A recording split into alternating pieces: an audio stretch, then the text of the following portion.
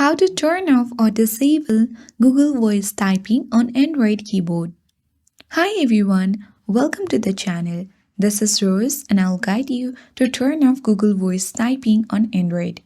If your keyboard is stuck on Google Voice typing and you can type, then you can follow these steps. Open any messaging applications like Messenger or Notepad. Simply you need to open your keyboard, and after that here you will see different kinds of options on your keyboard like the GIF, clipboard, settings and colors. You need to tap on the gear icon to access your keyboard settings section.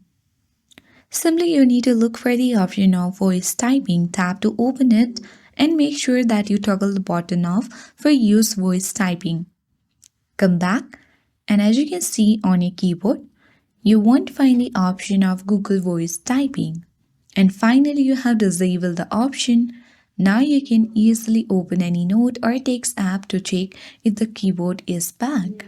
And with this, your Google Voice typing is now disabled and your keyboard should work properly. I hope this guide worked, and if you are new to our channel, hit the like button and subscribe. Thank you for watching and I'll see you in the next video.